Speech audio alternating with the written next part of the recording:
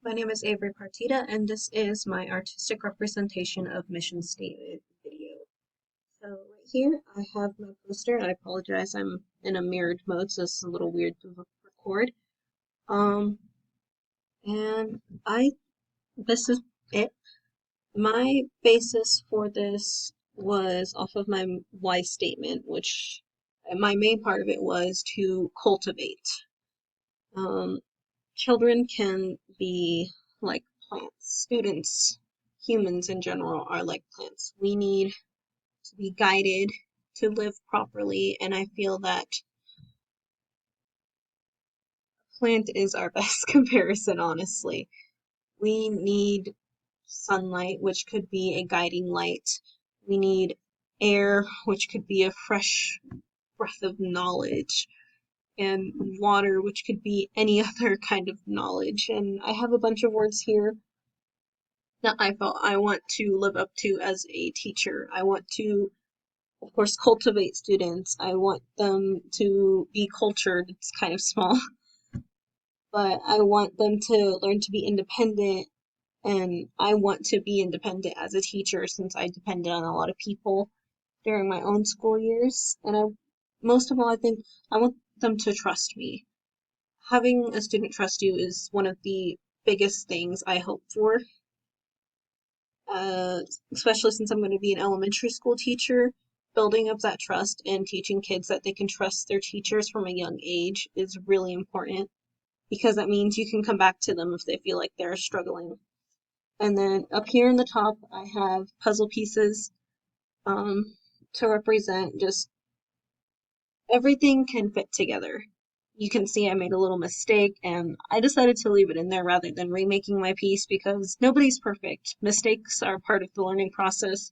I even made some mistakes back here that you can't really see on camera. But for now, I will put this up here and I'll start answering some of the questions that we had from our assignments. What is your mission for teaching? My mission for teaching is to cultivate students in a way so that way they can have more knowledge and that way they won't be so ignorant to the world. Um, let's see. How did this course contribute to this mission? This course helped me to learn more that I have more options than just teaching elementary school and just being another teacher. I can support students outside of their home, and so that way I think the biggest thing is I want to teach children who have learning disabilities, and I want them to grow. I still have a learning disability, ADHD and dyslexia, and I feel like that still holds me back today. So, and I didn't get that help that I needed when I was in elementary school. So I want to be that person as a teacher. And so learning that there's teachers who can connect like that to students, I think helped me learn. What obstacles might make it hard to teach according to your mission? I think just the boundaries of what is acceptable to do as a teacher. Because I know some people are just like, oh, teachers shouldn't ask too much about home lives, teachers shouldn't get involved with students' home lives.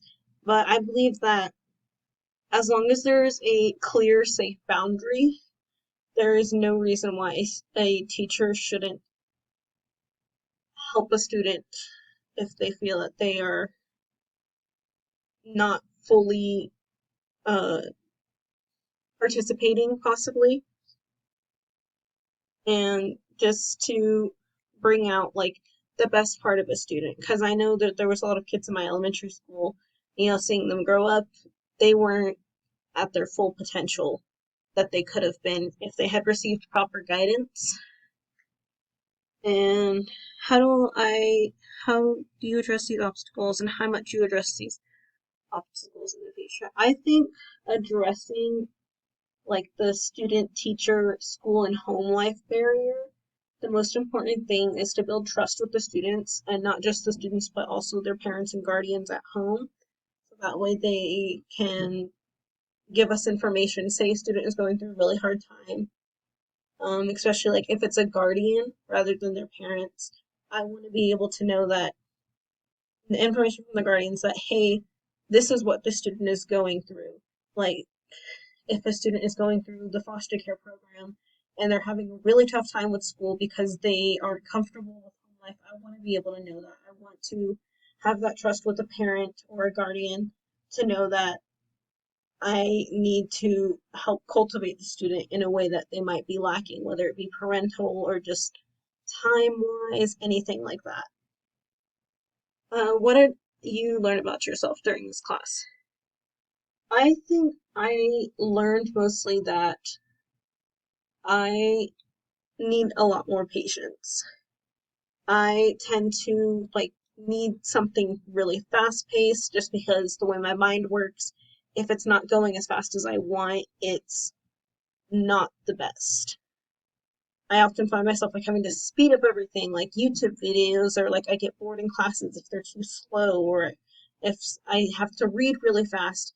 And even if I don't fully comprehend it, I can just go over it again in my mind. And on top of that, I learned that I have more options. I don't want to just work in elementary school for 30 years and then retire. I want to travel the world, and based on my own major, I have an ESL major. I have the opportunity to travel the world and teach English abroad, and I think that's the biggest thing I want. Most elementary teachers, they go to school, get their degrees, get their masters, go into a school and just stay there and teach. They don't really move around too often, just because we also face that salary restriction. But I think those are the two biggest things: is that I need more patience, and I need to, right, and that I have more opportunities and more potential than I thought. One of our next questions was, what do you want to remind your future self about teaching in a diverse society? I want to remind myself that I was a kid once. I struggled once. I know exactly what these kids are going through. I know that they might not feel comfortable for the first few years. They might, some kids just don't want to learn. And sometimes that's not their fault. It could have been they had a bad teacher or they had home trouble. But I want to overcome that barrier and help a student learn to love learning. I had a third grade teacher. She was my third and my fifth grade teacher. It happened by coincidence when she moved up. She worked with me more than anyone else. She was the only one who worked with me, but there was other kids in my class that also needed her help, so I didn't get that full attention. So in a way, I think I also want to remind myself to just be like my teacher, but work with students. I want to remind myself that I want to help kids more than my previous teachers helped me, and that I need to remember that I am in control for the most part, but that I also need to share control with my students, give them the comfort and security and just the want for learning. What are any other approaches, concepts, or issues you want to remind yourself of? I want to remind myself that I am still privileged. I didn't come from the best background, but I ended up moving up a lot. None of my older siblings went to college, and so all of my parents' money they have for me to go to college. I want to remind myself that I came from a lower place and that other students come from even lower places than I did. And some of them have different home lives than I do. And that not everybody can afford everything that I've gone through or everything that other people have gone through. And I think I want to remind myself that I need to think like a kid sometimes. Kids are way different from us as adults. We know exactly what to do most of the time, whereas kids, they're going through things for the first time. I know in my math class right now, my teacher is telling us, we can't just go straight to the answer because that's not what the kids are going to do.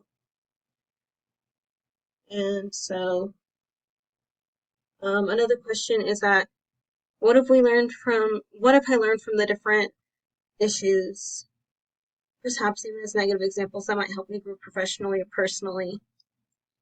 I think learning about the different kind of school systems, the different class sizes and stuff like that, it's going to help me grow in the way that I have kind of learned that I want to teach the smaller school or a smaller class, possibly like a lower level class rather than a higher elementary, because that lets me move into individually taking on students and taking them to a higher level of learning rather than just here's the standards, here's your lesson, go with it. And then what questions of yours have been answered, or what new questions have been raised, and what questions are perhaps still unanswered? I think a lot of my questions about being a teacher have been resolved through like all of the things that we've gone through in this class. Um, I know one of my main ones was what kind of opportunities do I have to teach with my major, and I've learned that I can go abroad, I can stay here, I can become a private teacher. Um, that's the only one I can really think of at the moment. What new questions have been raised? I think my new questions would probably be with the changing society, like just as much as it's changed this past year, 2020 to 2021, will I be able to teach in a society that is more normal or more abnormal? And then I think what questions are perhaps still unanswered? I think my main question is, will I be successful as a teacher? But that's something that we never know until we get into the teaching world, where we're actually in our first class or we're actually in our first student teaching. And I think maybe another question that I would still like to have answered is, how much support will I have in the world? Teachers are bottom of the barrel workers, but we are some of the most necessary components in society.